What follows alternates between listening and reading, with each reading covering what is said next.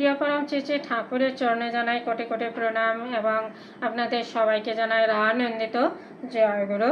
আশা করছি প্রত্যেকেই ভালো আছেন এবং ঠাকুরের কৃপায় অবশ্যই ভালো থাকবেন। তো এই প্রত্যাশায় আজকের ইষ্ট প্রসঙ্গ আলোচনা।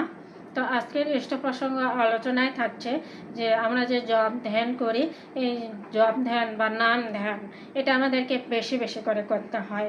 তো কেন বেশি বেশি করে করতে হবে, আর এই জপ ধ্যান করে আমার লাভটা কী, সেই সম্পর্কেই আজকের ইষ্ট প্রসঙ্গ আলোচনা। এই ব্যাপারে ঠাকুর কি বলেছেন সেটাই পাঠ করে শোনাচ্ছি। আলোচনা প্রসঙ্গে দশম খণ্ড থেকে অবিকৃত। কেষ্টদা জিজ্ঞাসা করলেন যে আমরা যে জপ ধ্যান করি তার প্রকৃত তাৎপর্যই বা কী আর প্রয়োজনই বা কী। শ্রী শ্রী ঠাকুর বললেন যে পতঞ্জলি আছে তজ্জপস্তদর্থ ভাবনঞ্চ, জপের মধ্যে আছে মানস প্রবৃত্তি, আবৃত্তি মানে সম্যকভাবে থাকা।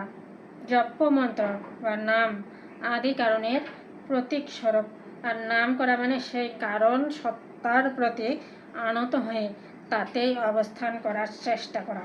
অর্থ মানে গতি বা গন্তব্য।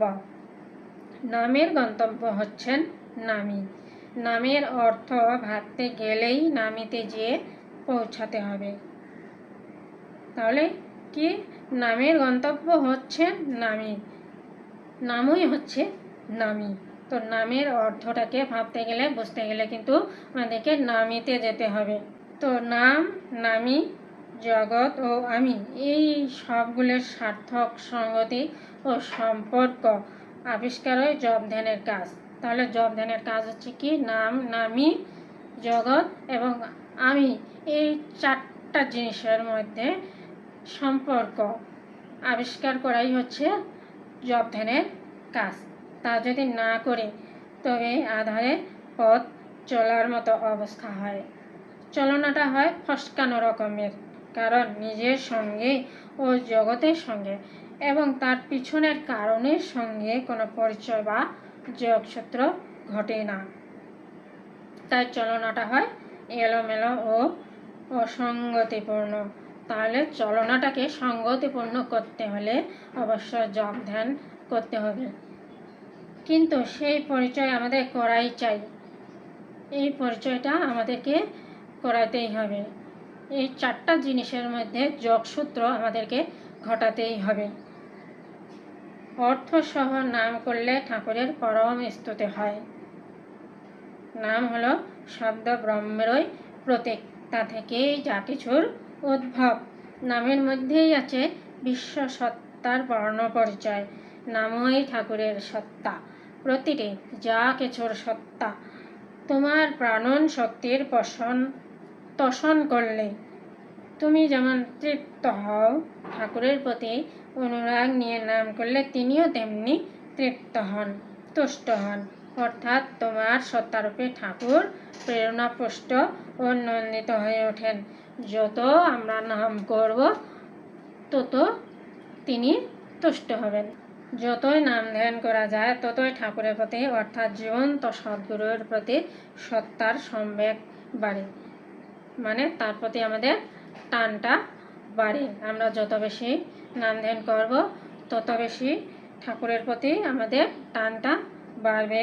তিনি যে আমার জান প্রাণ এমনতর অনুভব সমগ্র সত্তাকে ঠেসে ধরে। এইভাবে এগোতে এগোতে বাসুদেব সর্বমিতি হয়ে ওঠেন। স্পষ্ট বোধ করা যায় তিনি ছাড়া কেউ নেই, কিচ্ছু নেই। সবের মধ্যে এককে দেখি, আবার সেই পরম একের মধ্যে সবকে দেখি।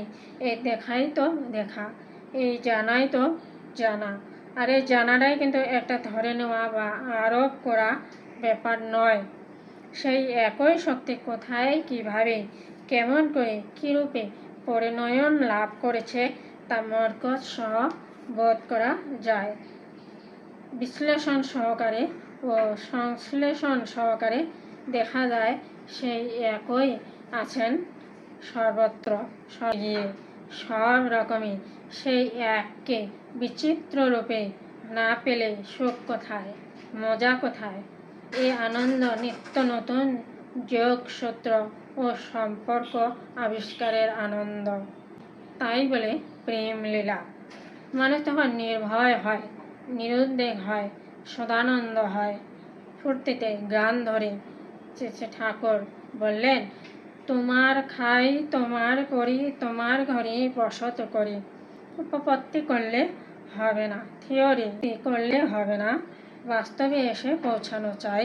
তাই বলেছেন বাসুদেব, অর্থাৎ বাসুদেবের ছেলে কেষ্ট ঠাকুর। শ্রীকৃষ্ণের যতেক লীলা, সর্বোত্তম নরলীলা। নরবপু তাহার স্বরূপ, গপবেশ বেণুকর, নবকিশোর নটবর।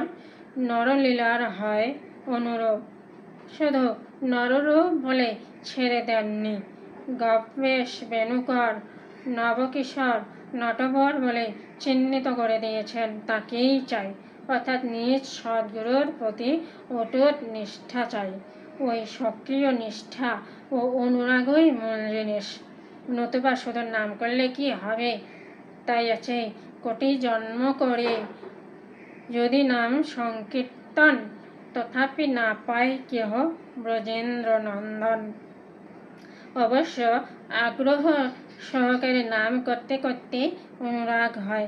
তাই চাই আগ্রহ সন্দীপ্ত অভ্যাস যোগ। মুডটা, ভাবটা ওইমুখী করে ফেলতে হয়, করলেই হয়। হওয়ার রাস্তা স্তর খোলা। মীরা কহে, বিনা প্রেম ছে নাহি মিলে নন্দলালা।